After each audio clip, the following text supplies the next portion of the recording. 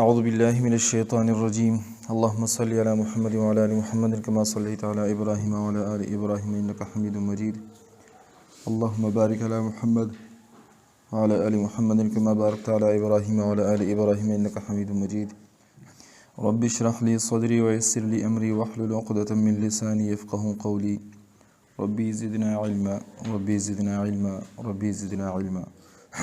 الف واو اور یا کے قاعدوں میں قاعدہ نمبر 3،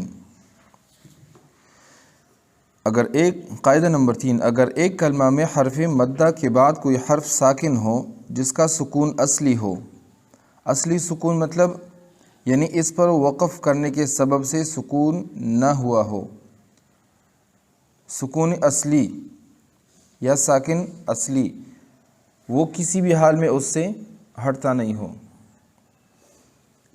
ٹھیک ہے۔ اور بعض سکون ایسے ہوتے ہیں جو وقف کی وجہ سے ہم کرتے ہیں، جیسے الحمدللہ رب العالمین کو ہم پڑھتے ہیں عالمین، الرحمن الرحیم مالک یوم الدین، تو یہ سکون عارضی ہے۔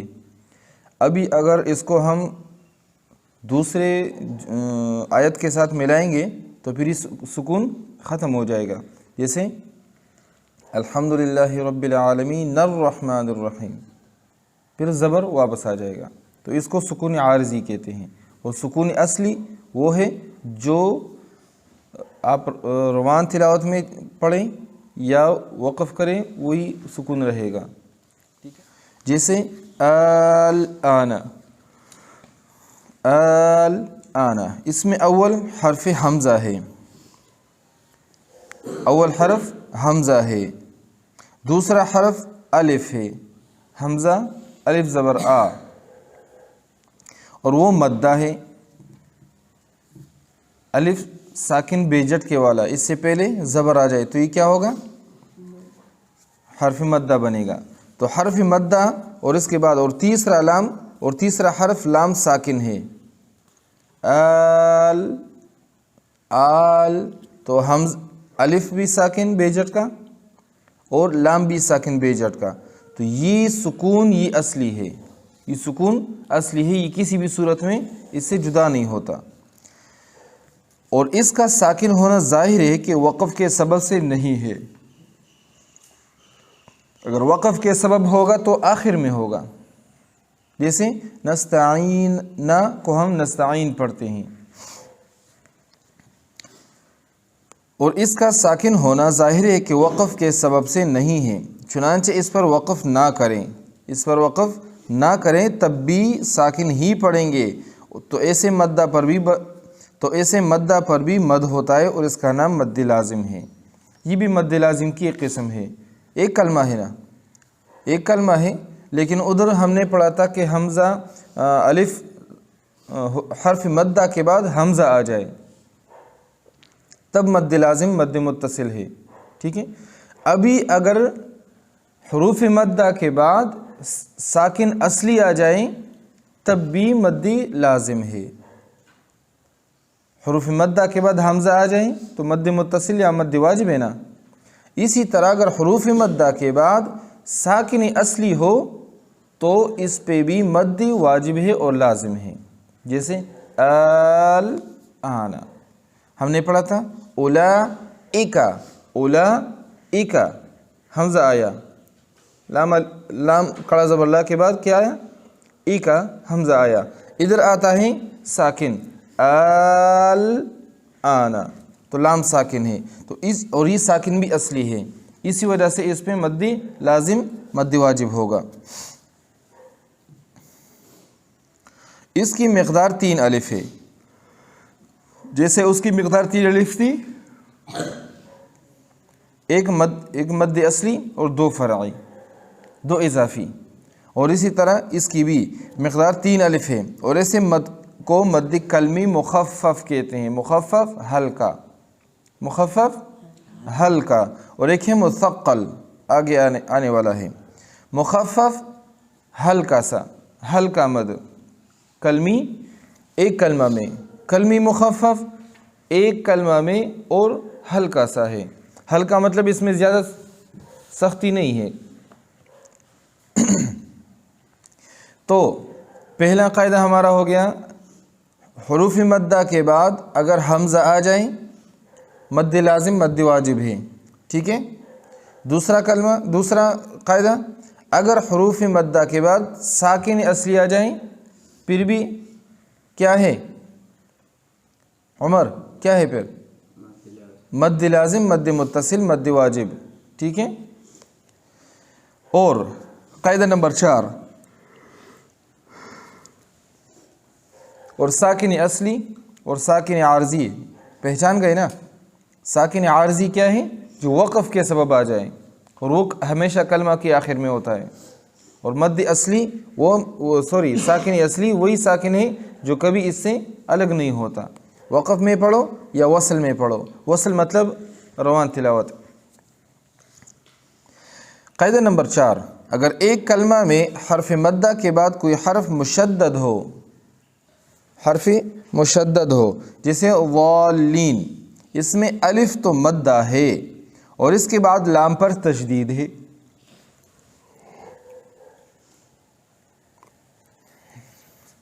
اس مدہ پر بھی مد ہوتا ہے اور اس کا نام بھی مد لازم ہے۔ اگر آپ دیکھیں تو وال لام ساکن ہو گیا نا، ایک لام ساکن ہو گیا، وال لین 2 لام ہے، حکماً ایک ہے اصل میں 2 ہے، تو پہلا لام ساکن ہے تو وہی جو آنا کا قاعدہ تھا وہ بھی ادھر بھی شمار ہو جائے گا، کیونکہ ادھر بھی ہم نے پڑھا کہ حروف مدہ کے بعد ساکن اصلی آ جائے، ادھر بھی حروف مدہ کے بعد ساکن اصلی ہے، وال لین۔ آپ لوگوں کی توجہ نہیں ہے؟ اچھا، اس کا نام بھی مد لازم ہے اور اس کی مقدار بھی 3 الف ہے، مقدار دونوں کی ایک جیسے ہے، مد متصل مد لازم مد واجب میں، اور کلمی مخفف اور کلمی مثقل تینوں کی مقدار ایک ہے، اور ایسے مد کو کلمی مثقل کہتے ہیں۔ مثقل وزندار، وَأَمَّا مَنْ ثَقُلَتْ مَوَازِينُهُ، جس کے میزان کا وزن بڑھ جائے گا، وزندار۔ تو کلمی مثقل یا تھوڑا سا مشکل، تھوڑا سا بھاری، مثقل بھاری، ٹھیک ہے نا؟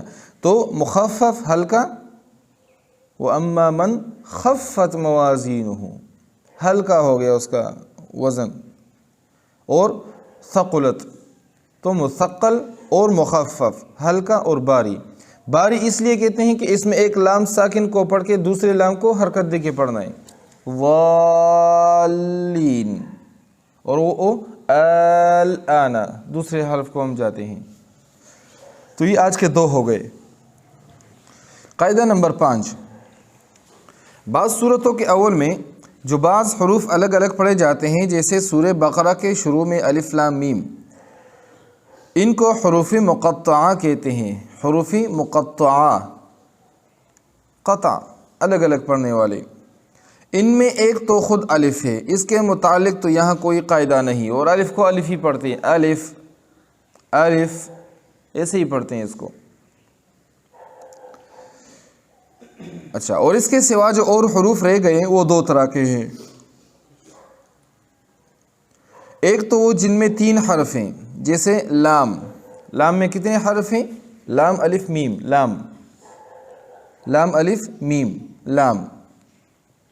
قاف الف فا قاف، اسی طرح نون واو نون۔ اور ایک وہ جن میں 2 حرف ہیں، جیسے طا الف زبر طا، اور اسی طرح ہا۔ جن میں 2 حرف ہیں ان کے متعلق بھی یہاں کوئی قاعدہ نہیں، وہ تو ایسے ہی پڑھتے ہیں، طہ بس، طہ ایسے پڑھتے ہیں، ان کے متعلق یہاں کوئی قاعدہ نہیں۔ اور ان میں 3 حرف ہیں، ان پر مد ہوتا ہے، جو 3 حرف ہیں اس پہ مد ہوتا ہے، اور مد بھی اسی سکون کی وجہ سے ہوتا ہے، اس لیے سکون کے قاعدوں میں اس کو لے کر آئے ہیں۔ الف لام لام، میم ساکن ہو گیا نا.